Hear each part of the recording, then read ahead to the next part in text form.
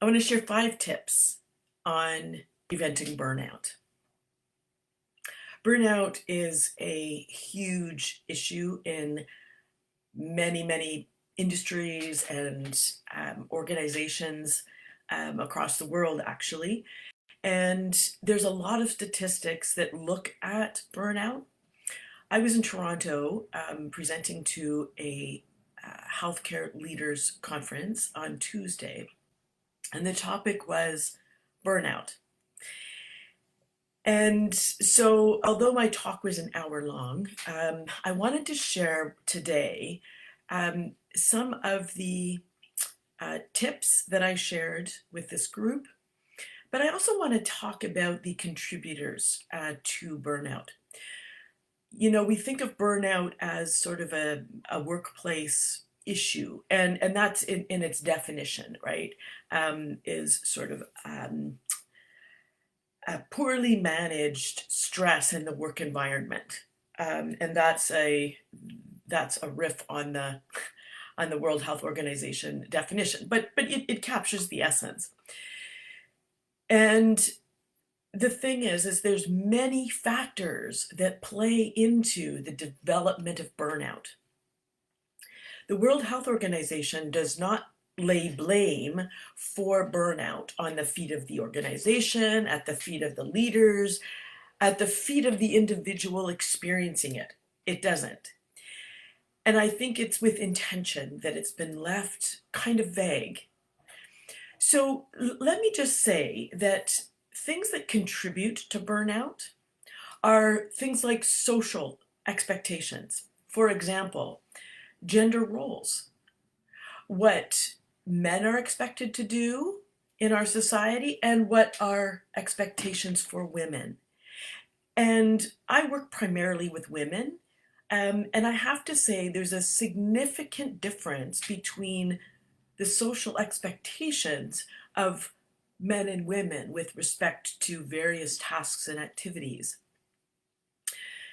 Women have a certain, there's an expectation that women are to be altruistic, and they are to display that altruism in various ways as they interact, both in their workspace, but also in their home and personal lives and relationships. There's also cultural expectations, and an example of that is what we say success looks like. And when you think about your own experience, what are you orienting to that is a marker of success? Is it vague? Is it clear?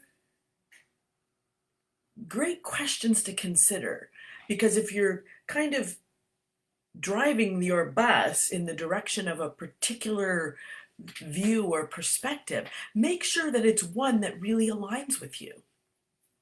So social expectations, cultural expectations. There's also systemic contributors. And, you know, in the healthcare world, it's what the healthcare system looks like. Is it a publicly funded system or is it a privately funded system? What's the culture like in the organization, right? And 2 that I covered most intensely in this presentation on Tuesday were organizational contributors and personal contributors. So you can start to see that this is quite a multifactorial experience.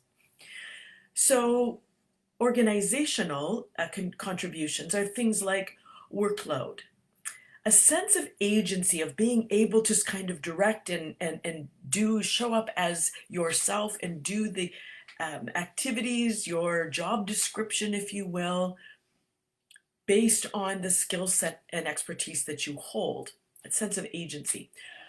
Reward for doing the work that you do, whether it's with, you know, financial remuneration or whatever, sense of fairness, value, and why I touched on this is the culture of the workspace. And these things fall under the purview of leadership.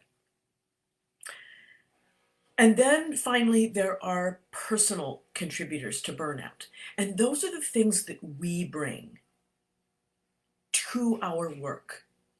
And one of the people who has studied burnout, a psychologist who studied burnout, is Christina Maslich. And she's published a lot of work in this area. And her definition is it's the relationship between the individual and the workplace that actually is where burnout happens. And I love that because in my experience, having dipped my foot very deeply in the ocean of burnout, I saw so much in myself that had I been a healthier version, if I could say that, um, I suspect I would probably still be working in healthcare. So let me share, one of the threads that I pulled in the conversation that I had, or the presentation I did on Tuesday, which is, organizational contributors, AKA leadership, but really leadership is individuals. So what I want to propose is that actually at the core of burnout, it actually resides in the individual. The individual as they show up in their leadership, and the individual who is an employee in a situation. It's how the skill set that we have, our resilience, what has all come before in our lives. We all bring our stuff to our workplace. And it's this stuff that actually interacts. So if you have an organizational culture that is very top down and directive, or a manager who is a micromanager, there's all kinds of stuff going on in those individuals. And then we bring these two individuals together, the leader and the employee, and that's where stuff starts to happen. So we have to address the individual perspective. We have to go deep in underneath to create leaders and individuals who feel psychologically safe. And this is really a message that I shared in my presentation. So I have lots more I could say on this, but let's talk about the practices and skills that can help us to prevent burnout.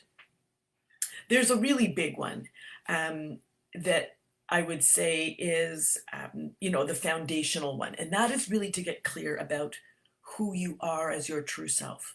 And that means getting underneath all the conditioning stuff, the things that are our sort of nervous system driven approach to life, all the way down deep to unhook from the beliefs that we hold that actually keep us living small. These beliefs that are quite painful beliefs.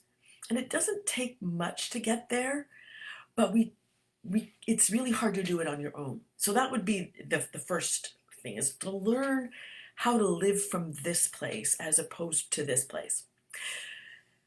But let's talk about some of the other ones that maybe you'd say, well, gosh, that feels kind of heavy or big. It's a bit scary to do this one, but let's talk about the other things. One thing is to explore your values and regularly check in with yourself if you're living in congruence with them.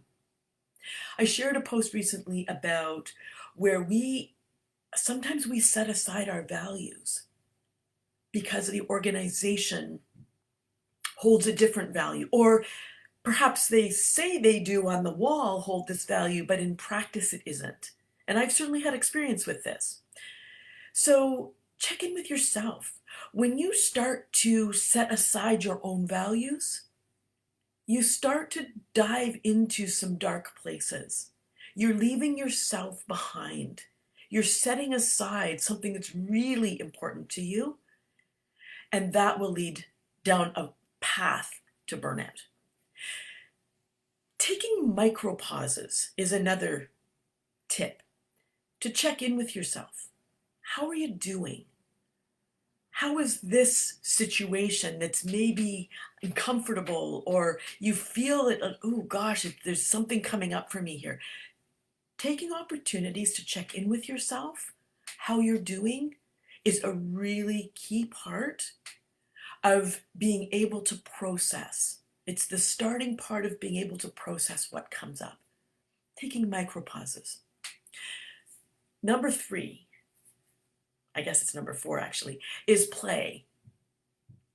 So I don't know about you, but gosh, a to-do list, it's far more comfortable for me to attend to a to-do list. Check off some boxes.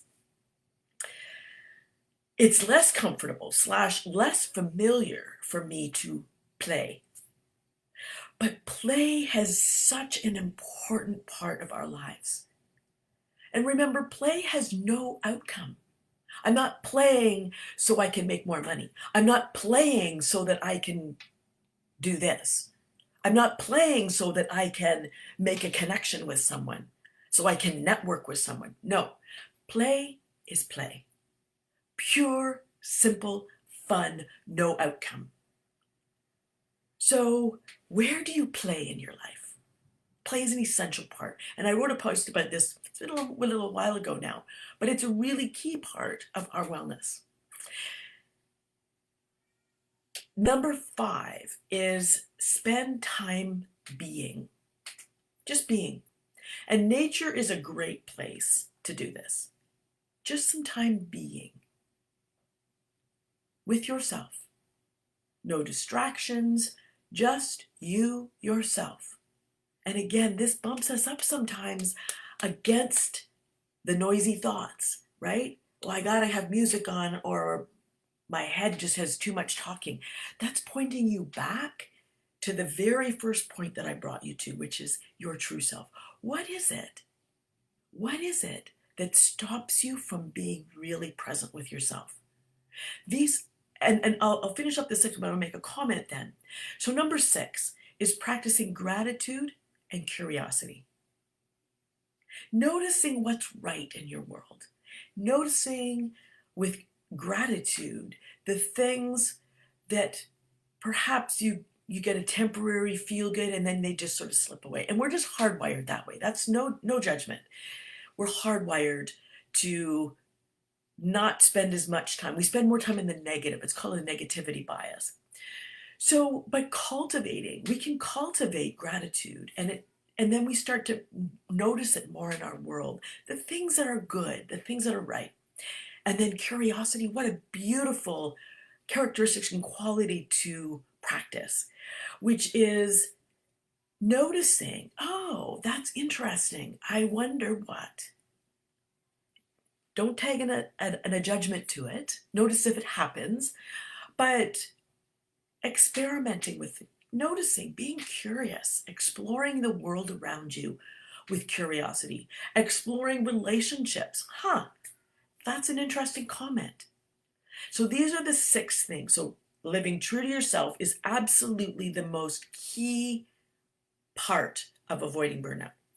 2, exploring your values and checking in with yourself to see if you're living in congruence. 3, taking micro pauses to check in with yourself. 4 is play. 5, spending time just being. And 6, practicing gratitude and curiosity. Now, there was a point I was going to make here. So, gosh, it seems to have slipped away. Whatever. These are some things that you can implement, that you can do now. It doesn't have to be perfect. Just start checking in with yourself. Start doing these little things. Maybe choose one of these 5 to do. And let me know how it goes. I always love to hear from you. I have lots more to share from my talk on burnout, but I have to tell you, this is something these things are not optional. That's what I was going to say. These things are not optional. We think, oh, yeah, that's for somebody else. And I did this too. I was like, yeah, you can go ahead and do the being thing. You can go ahead and do the relaxation practice. But listen, these things aren't optional. Burnout kind of sneaks up on us, and we think we're doing okay until we hit a wall. So these things are actually not optional. And when you find resistance to them, it's again pointing you here. not with judgment, but is pointing you here to be curious. Okay, I hope you have a fantastic day, and I always love to hear from you. Let me know how this goes.